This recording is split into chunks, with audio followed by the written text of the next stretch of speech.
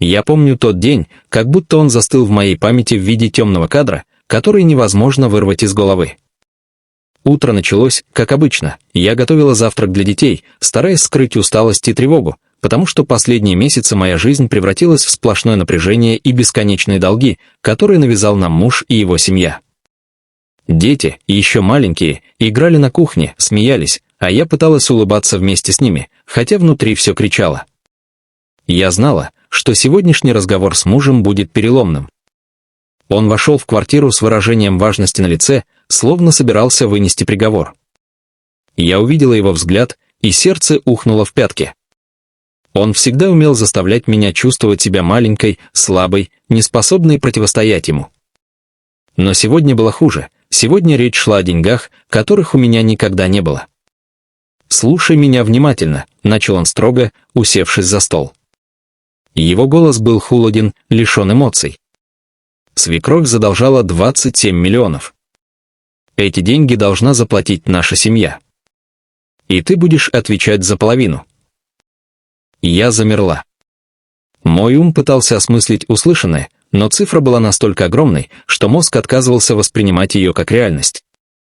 27 миллионов. На наши скромные зарплаты, на мои последние сбережения, на все, что мы когда-либо зарабатывали вместе. Ты шутишь. Выдавила я почти шепотом, хотя внутри все сжималось от ужаса. Он не улыбнулся, не сделал паузы, не дал шанса на возражение. Ни шуточки. Ты должна это заплатить. Сегодня. Иначе последствия будут непредсказуемыми. Я пыталась сдержать дрожь в руках. Сердце билось так, что казалось, оно вот-вот вырвется из груди. Мне приходилось скрывать свои эмоции, ведь дети наблюдали за нами, и я не могла позволить им увидеть страх, который раздирал меня изнутри. Сначала я думала, что смогу договориться, найти какую-то лазейку, распланировать выплату частями, попросить помощи у родителей. Но муж был непреклонен. Он не хотел слышать о компромиссах или сложностях. Для него это был простой расчет: я должна деньги, значит, я их дам. И никакие «не могу» или «не хватает» его не интересовали. В тот момент внутри меня что-то сломалось. Я поняла, что бороться с этим человеком – это как пытаться удержать бурю голыми руками. Каждый день я уже чувствовала, как он постепенно пожирает мою жизнь, как тянет детей в свое эмоциональное пространство контроля и страха. Но когда речь зашла о 27 миллионах, я осознала, я больше не могу оставаться здесь. Не могу. Я вспомнила, как прошлой ночью сидела одна в пустой комнате, наблюдая за детьми через стеклянную дверь, когда они спали.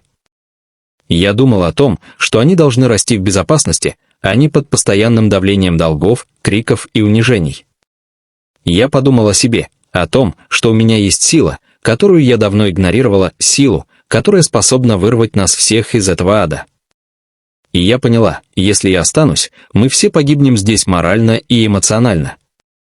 Муж продолжал говорить, не замечая моих внутренних волнений, его слова были как удары молота. Ты должна понять, это твоя обязанность. Я даю тебе неделю, чтобы собрать деньги. Если нет, тогда последствия будут серьезными. Не пытайся спорить. Я кивнула, но кивок был лишь внешним актом. Внутри уже созревал план, который я давно обдумывала. План, который включал исчезновение, уход без слов, без прощаний. Я знала, что если скажу что-то, попытаюсь объяснить, муж найдет способ остановить меня. Он всегда это делал, всегда контролировал каждый мой шаг. Значит, молчание – это единственный шанс. В тот вечер я собрала все необходимое – документы, немного денег, вещи для детей. Я старалась действовать тихо, чтобы они не проснулись и не почувствовали тревогу. Каждое движение давалось с усилием, сердце сжималось от страха, но разум был ясен. Я понимала, что это не бегство, а спасение. Дети спали в своих кроватках, мирно сопя, ничего не подозревая о том, что завтра их жизнь полностью изменится. Я взглянула на них, на их маленькие лица, и внутренняя боль была почти невыносимой. Но именно ради них я делала этот шаг. Я не могла позволить, чтобы их детство прошло под тенью долгов и криков, под властью мужа, который считал, что деньги важнее человеческой жизни. Когда я открыла дверь, улица была пуста, холодная ночь обволакивала нас своим тихим мраком. Я закрыла за собой дверь, оставляя позади квартиру, которая когда-то была домом, но уже давно превратилась в клетку. Мы шли в неизвестность, и каждый шаг был полон тревоги и решимости одновременно. Муж проснется утром и обнаружит пустоту. Он не получит ни слов, ни объяснений. Я знала, что это вызовет у него ярость, но я уже не могла больше подчиняться. Я не могла больше жить так, как он хочет, подчиняясь чужим долгам и чужим амбициям. Первую ночь мы провели в старом арендованном жилье, которое я заранее подготовила через друзей. Дети спали крепко, не подозревая о нашем ночном побеге. Я сидела на диване, глядя на них, и впервые за долгое время почувствовала облегчение. Мы были свободны, пусть пока и временно, но свобода уже ощущалась как глоток свежего воздуха после долгого нахождения под водой. Я понимала, что впереди ждет еще много испытаний, поиск работы, новая квартира, новая жизнь, но это были реальные проблемы, с которыми можно бороться. А 27 миллионов, которые муж требовал, это была клетка, которую мы навсегда оставили позади. В тот момент я поняла простую истину. Иногда, чтобы защитить тех, кого любишь, нужно принимать самые трудные решения. И иногда молчание – это сильнее любых слов. Мы ушли без прощаний, но с надеждой. Надежда на жизнь, где никто не будет пытаться превратить любовь и семью в цифры на бумаге. Я знала, что муж будет искать нас, звонить, угрожать, но мы были готовы к этому. Мы были вместе, и этого было достаточно. А 27 миллионов остались его проблемой, оставленной позади, как тяжелый груз, который больше не держит нас в ловушке. Я впервые за долгое время почувствовала себя живой. И, глядя на спящих детей, я знала, что сделал правильный выбор. Это был первый день нашей новой жизни, первого дня, когда страх перестал править нами, и мы стали хозяевами собственной судьбы. Первый месяц после побега был самым трудным. Мы с детьми постоянно перемещались между временными квартирами, ночевали у друзей и знакомых, которых я тщательно проверяла заранее. Я понимала, что муж не остановится, он будет искать нас, звонить, угрожать, пытаться вернуть контроль. Но каждый раз, когда я видела, как дети улыбаются, смеются и чувствуют себя в безопасности, я понимала, все это стоит того. Финансово было сложно. Все, что у меня было с собой, небольшие сбережения и кое-какие вещи, которые удалось унести с квартиры. Но долг в 27 миллионов, который муж хотел перевалить на нас, больше не висел над нами, и это давало силы. Я устроилась на первую попавшуюся работу. Это была не престижная должность, но она позволяла хоть как-то прокормить нас. Дети пошли в новую школу, а я училась планировать каждый рубль, каждую копейку, чтобы хватало на питание, аренду и хотя бы маленькие радости для детей. Первые недели были наполнены страхом.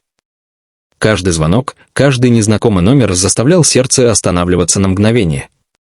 Я постоянно проверяла, не следит ли кто-то за нами. Иногда мне казалось, что муж уже здесь, за углом, готовый забрать все, что мы построили. Но со временем этот страх начал постепенно уходить, заменяясь уверенностью. Я училась доверять своей интуиции, своим решениям и понимала, что больше не буду заложницей чужих долгов и амбиций. Со временем мы начали обустраивать новую жизнь.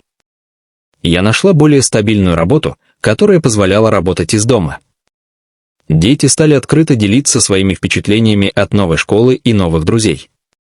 Мы гуляли в парках, смеялись без оглядки, делали то, что раньше казалось невозможным, чувствовали себя счастливыми, несмотря на все, что произошло.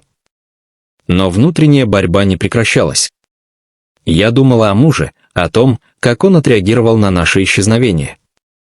Иногда мне казалось, что это было эгоистично, оставить все и уйти без слова. Но каждый раз, когда я видела их улыбки, я понимала, что сделала правильный выбор. Я защищала детей от токсичной атмосферы, от постоянного давления и угроз. И ради них это был единственный выход. Через несколько месяцев мы начали планировать более долгосрочные изменения. Я сняла небольшую, но уютную квартиру, где мы смогли обустроить свои комнаты и создать атмосферу уюта. Дети радовались каждой детали, каждому новому предмету, который мы могли себе позволить. Я впервые за долгое время почувствовала, что дом – это не просто стены, а место, где царит безопасность и любовь. Однако муж не сдавался. Он пытался через знакомых выйти на нас, присылал письма с угрозами, требовал вернуть детей, требовал вернуть деньги. Каждое его послание я читала с холодной решимостью. Он больше не мог управлять нашей жизнью. Я наняла адвоката, который помог нам оформить все документы и защитить наше право, чтобы ни одна угроза не имела юридической силы. Это был еще один шаг к независимости и безопасности. Однажды, сидя вечером с детьми за столом, я поняла, как сильно мы изменились. Мы больше не живем в страхе. Дети делились своими мечтами, я рассказывала им истории о том, что жизнь можно строить самой своими силами. Их доверие и радость давали мне силы. Я чувствовала, что стала сильнее, чем когда-либо. Но настоящим испытанием стало эмоциональное принятие всего, что произошло. Я осознала, что муж никогда не был моим союзником. Его требования в 27 миллионов были не просто о деньгах, они были о контроле, о власти над мной и моими детьми. Каждый раз, когда я вспоминала те слова, холодные и безжалостные, я понимала, что наш побег был необходим. И чем больше я принимала это, тем легче становилось дышать. Прошел год с того дня, как мы ушли.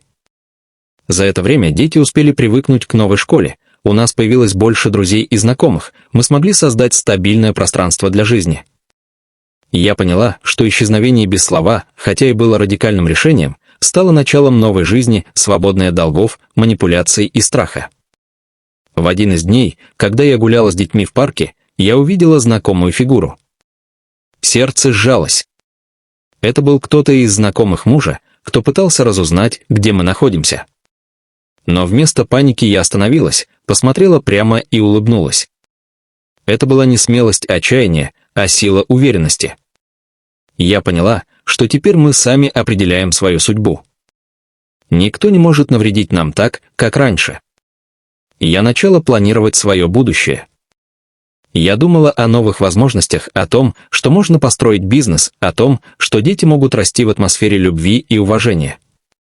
Я училась радоваться мелочам, ценить каждый момент и понимать, что свобода – это не просто отсутствие угроз, а возможность выбирать жизнь, какой хочешь ее видеть. Постепенно пришло осознание, что муж с его требованием 27 миллионов больше не имеет власти над нашей жизнью. Мы жили своими днями, своими правилами, без криков, без долгов и угроз. Это было чувство невероятной легкости, которое невозможно описать словами. Иногда я думаю о тех днях, когда мы готовились к побегу, когда сердце было сжато страхом. Тогда казалось, что мы делаем невозможное. Но именно этот шаг стал началом новой жизни, где мы сами держим свою судьбу в руках. Дети выросли в уверенности, что любовь и безопасность важнее денег и контроля. Они видели, что мама может принимать трудные решения, защищать семью и строить жизнь заново. И это давало мне силы идти дальше, не оглядываясь на прошлое. В один из вечеров, когда дети уже спали, я сидела на диване, смотрела на тишину в квартире и понимала, мы сделали невозможное. Мы ушли без слова, но нашли свободу.